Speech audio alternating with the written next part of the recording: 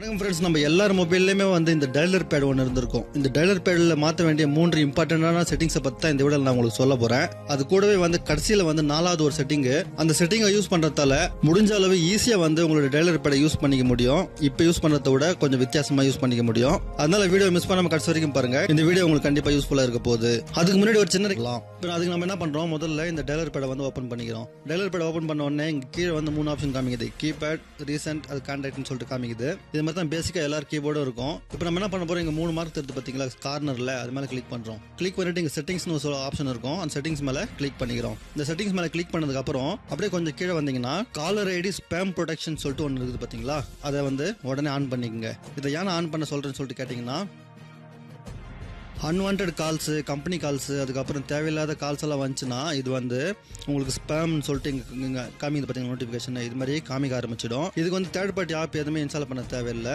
முடிஞ்ச அளவு இது என்ன பண்ணுன்னா, உங்களுக்கு யார் ஃபோன் பண்ணுறாங்களோ அவங்களுடைய நம்பரு, அவங்களுடைய பேர், முடிஞ்சால் அவங்களுடைய ஃபோட்டோவையும் இது வந்து உங்களுக்கு டிஸ்பிளே பண்ண முயற்சி செய்யும். இது வந்து கம்பெனி பேர் என்னன்னு சொல்லிட்டு பார்த்தீங்கன்னா HIYA, ஹையான்னு சொல்லிட்டு ஒரு கம்பெனி. இந்த கம்பெனிக்காரங்க வந்து இப்போ நம்ம எல்லார் மொபைல்லையும் வந்து டிஃபால்ட்டாகவே இந்த செட்டிங்ஸை வந்து கொண்டு வந்திருக்காங்க.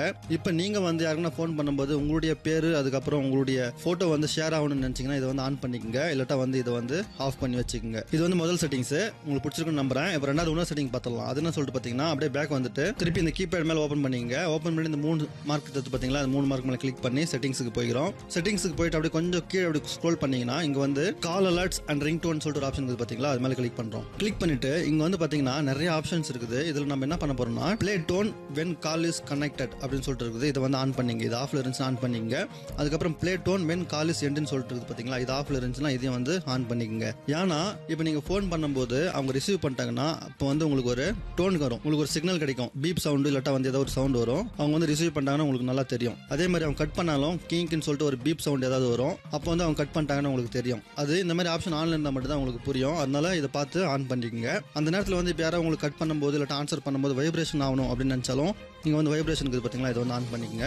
அதுக்கப்புறம் கால் எண்ட் ஆகும்போது வைப்ரேஷன் ஆகணும் அப்படின்னு சொல்லிட்டு நினச்சிங்கன்னா இங்கே வந்து வைப்ரேஷனை வந்து ஆன் பண்ணிங்க. இதனால உங்களுக்கு கால் எண்ட் ஆகிறது இல்லை, அதுக்கப்புறம் ரிசீவ் ஆகிறது வந்து ஈஸியாக உங்களுக்கு புரியும். இது வந்து ரெண்டாவது செட்டிங்ஸ். இப்போ மூணாவது இன்னொரு செட்டிங்ஸ் பார்க்க போகிறோம். அது என்ன சொல்லிட்டு பார்த்தீங்கன்னா, உங்கள் வீட்டில் வயசானவங்க இல்லாட்டா வந்து உங்கள் அப்பா அம்மா அவங்களுக்கு வந்து அதிகமாக ஃபோன் யூஸ் பண்ண தெரியல, அவங்களுக்கு வந்து நீங்கள் ஆண்ட்ராய்டு ஃபோனை வந்து கொடுத்துக்கிறீங்க அப்படின்னு சொல்லிட்டு வச்சுக்கிட்டீங்கன்னா அவங்களுக்கு இந்த செட்டப்பை செஞ்சு கொடுக்கறதின் மூலம் வந்து ஈஸியாக வந்து அவங்க கால் பண்ணிக்கிறதுக்கு உதவியாக இருக்கும். அதுக்கு என்ன பண்ணுறீங்கன்னா, நீங்கள் 3 செட்டிங் மேலே கிளிக் பண்ணுங்க. கிளிக் பண்ணிட்டு இங்கே வந்து ஸ்பீட் டயல் நம்பர்னு சொல்லிட்டு இருக்கும், அது மேலே கிளிக் பண்ணுங்க.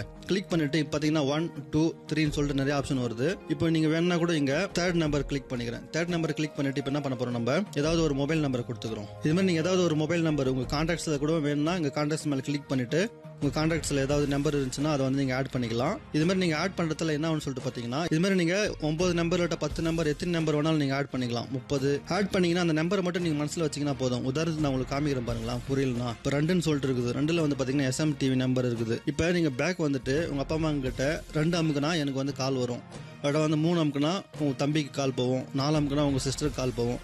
அது மாதிரி சொல்லிட்டு அவங்க சொல்லி கொடுத்துட்டீங்கன்னா இப்போ வந்து அவங்க 2 வந்து லாங் ப்ரெஸ் பண்ணாங்கன்னா நேராக வந்து SMTV கால் போகுது பார்த்தீங்களா. இது மாதிரி அவங்களுக்கு பிடிச்சமானவங்களுக்கு வந்து கால் வந்து போக ஆரம்பித்து விடும். இது வந்து நம்ம வீட்டில் யாராவது வயசானவங்க இல்லாட்டா நம்ம அப்பா அம்மாங்களுக்கு வந்து ரொம்ப யூஸ்ஃபுல்லாக இருக்கிற செட்டிங்ஸ். இதை நீங்கள் ஒரு மாதிரி செக் பண்ணி பார்த்தீங்கன்னா உங்களுக்கு தெளிவாக புரியும். நான் தான் உங்களுக்கு ஒரு டிப்ஸ் சொல்கிறேன்னு சொல்லியிருந்தேன் பார்த்தீங்களா. அது என்ன சொல்லிட்டு பார்த்தீங்கன்னா, இப்போ ஒரு சிலர் ஃபோனில் வந்து இந்த 3 மார்க் மேலே கிளிக் பண்ணிங்கன்னா இங்கே வந்து ஓப்பன் கீபேட்னு சொல்லிட்டு ஒரு ஆப்ஷன் இருக்கும்.